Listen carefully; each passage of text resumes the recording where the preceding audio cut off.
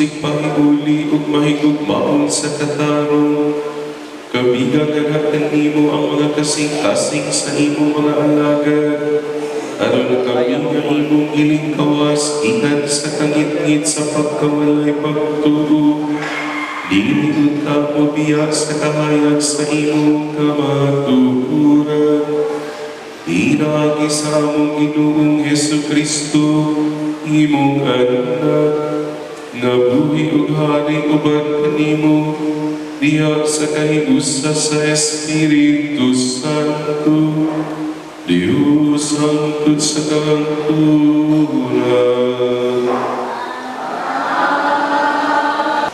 Pagbasa gikan sa mga buhat sa mga apostoles. May pipila ka tawo nga nangabot sa Antioquia gikan sa Judea ug nanudlo sila sa mga kaigsuonan. Sila nag-ingon, dili kamong maluwas gawas kung udawat kamo sa seremonya sa pagtuli sumala sa gisugo sa balaod ni Moises. Kining pagtulon-ana, gisupak pag-ayo ni Pablo ug ni Bernabe. Busa, gikauyunan nga si Pablo ug si Bernabe ug pipila ka mga tinunan sa Antioquia, mangadto sa Jerusalem ug makikita sa mga apostoles ug sa kadagkuan bahin niining butangan. Busa gipagikan sila sa simbahan ug sa ilang pag-agi sa Phoenicia ug sa Samaria, gitaho nila ang pagkakabig sa mga dili Hudiyo ngadto sa Dios. Nang ako nila, mangadto na kita sa balay sa Ginoo, ug karon nagbarog na kami sulod sa imong mga paghaan o Jerusalem tanan. Nalipay ako, magiinan ako nila, mangadto na kita sa balay sa Ginoo. Mga ninyo, pagbasa gikan sa Santos na Ebanghelyo sumala ni Juan. Si Jesus miingon sa iyang mga tinunan, ako ang matuod nga punuan sa paras, ug ang akong amahan maoy tig-atiman. Putlo niya ang tanang sanga nga dili mamunga, ug pulungan niya ang tanang sanga nga mamunga, aron kini mahinlo ug mamunga daghan. Nahindog na kamo pinaagi sa mga pulong nga akong isulti kaninyo. Papilit kamo kanako, ug ako magpapilit kaninyo. Gawas kung magpapilit kamo kanako, dili kamo makabunga. Ingon nga ang usa ka sanga, dili makabunga gawas kung magpapilit kini sa punuan. Ako ang punuan sa paras, ug kamo ang mga sanga. Ang magpabilin ka na ko, ako niya kaniya, mamungag daghan. Ay kung wala ako, wala kamoy mahimo. Ang dili magpabilin ka na ko, mahisama sa usa ka sanga nga iban-iba ug malaya. Pamuniton kini ug dauban. Kung magpabilin kamo kanako, ug ang akong mga pulong magpabilin kaninyo, makapangayo kamo bisan unsa ug madawat ninyo kini sa inyong pagpamungag daghan, kapasidunggan ang akong amahan, ug sa ingon ini kamo mahimong akong mga tinunan. Mga igsuon ang Ebanghelyo sa Ginoo.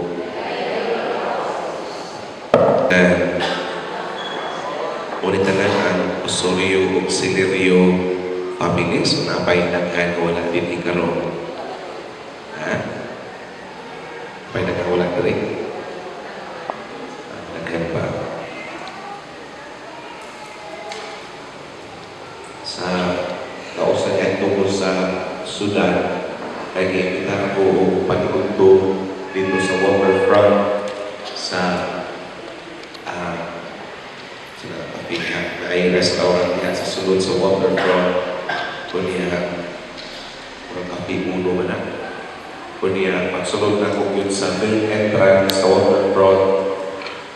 Nangutangan ko sa, inuun ko sa kurang head sa security nung kung asa nakita ang katong restaurant na iimbita ko, may kitawag niya na ako. So nakabalog ko nga, taga-amo ako siya, taga-Santander. Pero nakalimot ko kung kinsa siya, nakalimot ko kinsa iyang ngalan. Kaya kinimbari lagi na naman nakailan na to, kaya huwag nakailan. No? Tapos kadagas mga tao. So ako lang ko siyang ando-ando, no? Siguro na ko na kinsa, mabilis siya ha. Tanda kayong trabaho din eh. Huwag ko kailan ay kinsa. Kuwasa man ang kuan ka ng Cafe Uno nga restaurant sa narabinas unahan kana diha ay mao na. Salamat ha. Nilakaw ko paikon ko sa restaurant. Nagsigit ko una insam gid siya taga-abuan. Apit ako maabot sa puntahan sa restaurant, diha ko nakahinumdum ako kay uyuban. Igagaw sa mama. O mao na meron, no? Asa akong uyuan kalimot na ta. Kay sudan ko sila nagtubo o niya mag-uli-uli nga ko sa Santander, mapista, tagsara naman kita. No? Pero nakalimot yung kung ako na yung kuyuan. No? Makabuulaw o subok na pawalang dungon. No? Nga, usahay natin mga parinti nga di na itong kailang. So mauna kanindot yun kaayo, kining mga family or clan reunions kay mauni ang panahon mag-imamatay o mag-ilhanay ang wala na mag-ilang. Wala minagat ng uban ang trabaho na sa gawas, wala kailas mga bata, sa mga anak, mga apo, sa mga ikagaw, uban pa, inigtubo, pausap or pakitsura, wala nakakailang usahay, ng mga namoyong sudan, uban pa. Kanya ito ang ato na kultura ng mga Pilipino na magkatapok na kita isip pamilya kung dunay mamatay. Maurap yun na, magulit mga parinting kung na ay mamatay. No? Subok kayo nga magtapok-tapok lang ta kung dunay patay. Ngamuna, kanidot kayo ang mga reunions nga nagtapok ta isang walay patay. Nagtapok ta puros buhi. O nagtapok ta puros buhi o mga lagsing. No? Nindot kayo nga panagtapok ay malipayon ang panagtapok ng dili masulubon. Kung muna ang maigsugon nga mo-appreciate ko sa mga nag-organize ni ining mga family o clan reunions. Kaya dili baya sa'yo ang mag-organize o sama ni ini. Yan itong April, tumiaging April, so itong sa pista sa Amua, sa niuli kung ang pista sa Amua, o niya, ang reunion po sa Amuang clan, ako kay niya Amuang clan. The first time ko na akong appeal, human sa sulod sa upat ka tuig na nasugdan ang ang clan reunion, kada tuig man ay na ang reunion sa mga buskato. Dito nitampok ko for the first time ako ni Misa, no, kay ang amo ang parinti nga obispo, si Bishop Tumulak, ano ang parinti, di man siya makahimog sa pagmisa. So ako magihangyo sa pagmisa, paano sa among reunion. Daghan kayo o parinti ko wala na kong kanila. Hasta nga ay ako'y parinti nga mayor dito sa kanagdana mayor dito sa Mindanao, no, sa asa ko sa Pitas, Mindanao, no, sa Davao, no, mayor dito na wala kong kaila. No, na may mga kaila sa gamay pa ko, nakita ko nila karon nagpunapot sila, kung may parinti na iba niya, no, kay sa gamay pa ko, kung may mag-ilang parinti, kaya apil sa reunion, so parinti ni ay. So mungkin na mahita po, di ba? Kung saan na imugtungan kayo, parinti na inamog na eh. Totoo kong dili. Kay usahay ko ang ato ang mga suod, ang atong barkada, atong mga circle of friends, atong mga best friends, usahay di magod na ko parinti. Di ba? Usahay ang suod na to, di na to parinti. Yan na ay parinti unta na angay na to suron, di na to masuod. So mauna nga nindot yun na kay okasyon sa maniini din atong i-celebrate, atong isaulong ang pagka-pamilya. Nga naman tungod kay maumani ang kalipay usab sa Ginoo. Kasi Kristo mismo, pag-anhin niya sa kalibutan, mianhin siya og nipuyo ipon sa usa ka pamilya. Doon na po siya giilang ng amahan, doon na siya giilang ng inahan, doon na po siya mga itagaw, na po siya mga silingan. Ang pag-ato na mo dito sa Israel, dito mi sa balay ni Santa Maria sa Nazareth, ang balay ni San Jose, unahan ng mga gamay. Sa balay ni San Jose, na dito iyang carpentry shop.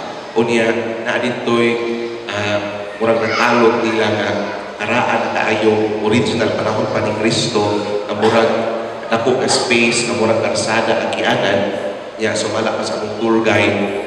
Posible ka dito kung si Kristo gamay pa pagdagandagan magduwa-duwa tungkol sa balay siyang inahan. Ha?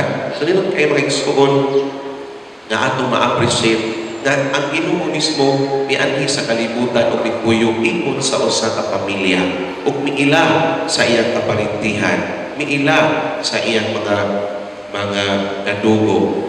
Ang mauna nga daghan sa iyang mga tinun-an ug ani pipilas niya mga apostoles, iyang mga ig-agaw, si Santiago, si Juan, iyang itong mga ig-agaw, iyang mga apostoles. Nga naman, kay si Kristo, nakita niya ang value, ang kaimportante sa usa ka pamilya. Usa ka igsuon, kini atong o kini inyong gihimo karon nga clan or family reunion, this is a celebration of life. Kasaulugan, pagsaulog sa kinabuhi. Kinabuhi ang ihatag sa Ginoo sa inyo na wa na mo makinusara, na mo pamilya, na mo kaparintihan, na mo mga kadugo. Usahay mo yan, kini atong mga parintin, mga sa itong kawayon, di ba? Mga igagaw, mga sa itong bungulan, na usahay ka na iksoon, di magtingog. So tingali usahay ka challenge sa hakit alang sa matag usan nga niining kalibutan na kausara kita mabuhi. Ikamatay na to, huwag nang tanan. Muna kayaw sayangin, higugmaa imong parinti, higugmaa imong igsuon, respetuhi imong pamilya, ang imong kadugo. Kaya na sila ihatag sa Ginoo kanimo, aron ikaw na ay kauban sa imong pag-ampo, na ay kauban sa imong pagpuyo, o na ay masangpit dili lang sa panahon sa kalisdanan o dili bisan sa mga okasyon sa kalipay. Sa ngalan sa Mahal, sa Anak sa Espiritu Santo, panihog manindog. Si Kristo ang tinugdan sa tanang kaayo ug ugma ug ang paras ang iatiman sa Dios na mahal. Bago karong ipanangan kaniya ang atong mga pag-ampo ug panganiupo pinaagi sa atong Panginoon, dungga kami Ginoo.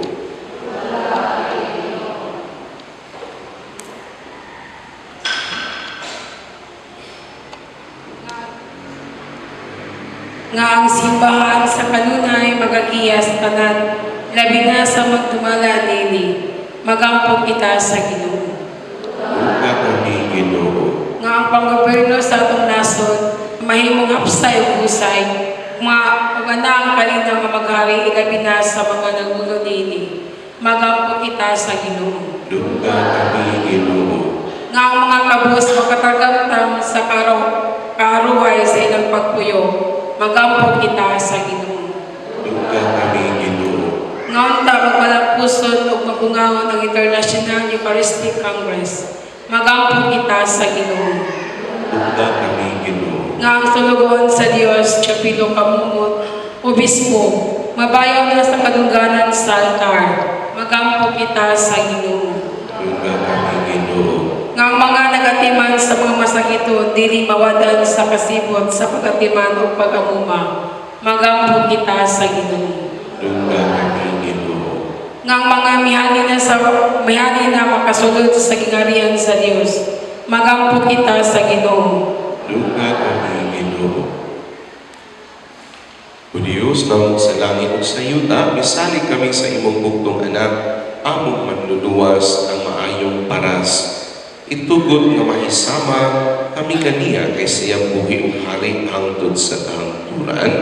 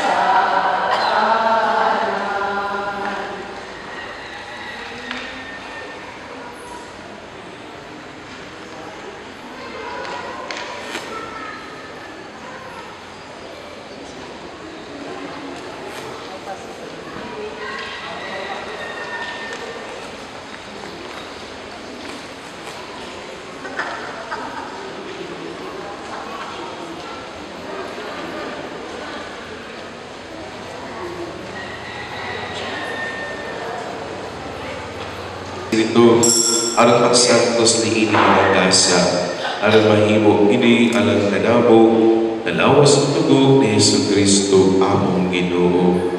Sa pagpasakit sa iyang kaugalingon, mikuha sa iyang pan. Ipasalamat kanimo, pipika sa bihatag ni ini ngadto sa iyang mga tinun-an o miingon. Nawatag ini ninyo nga tanan o kan-am, kay kini mao ang akong lawas na ituyan alang kaninyo.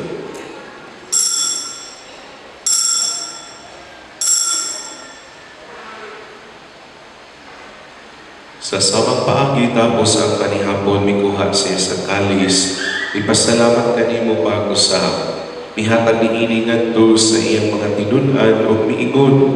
Nawatag kini og panginom kamo nga tanan ika ni ini, kay kini mao ang kalis sa akong dugo sa bao ug tunhay nga kasabutan. Ang dugo kaikula alang kaninyo ug alang sa tanang mga tawo aron ang mga sala mapasaylo. Buhatan ini aron paghandom kanako.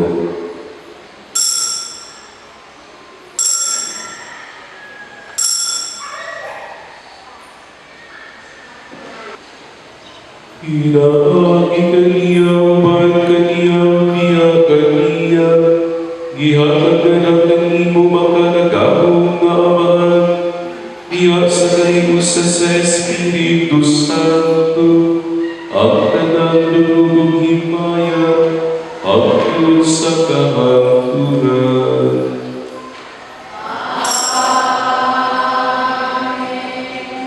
Pero magkapog kita nga po ang mutong na ating harian, sumala sa tutulog na nato ni Jesus. Amano na nalakas sa mga langit, ay ang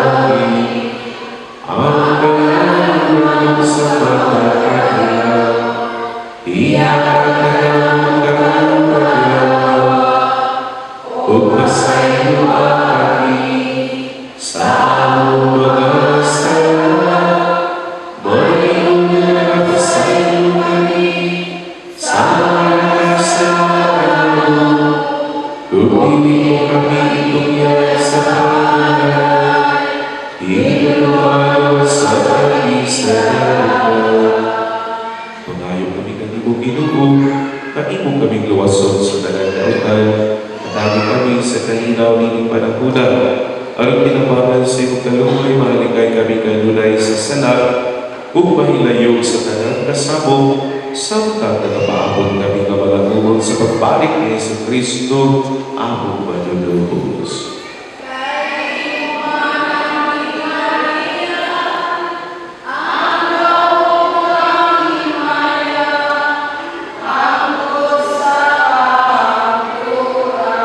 Tagutan ninyo, ayaw tanawa ang among mga sala, kundi ang pagsalig sa imong simbahan, ug sibog sa imong kabubuton, atagi kami sa imong kalinaw kahit usap, ikaw na buhi ug hari hangtod sa kahangturan. Ang kalinaw sa Ginoo sa kanunay maanaan kaninyo, ipakita ta ang pag-inisunay.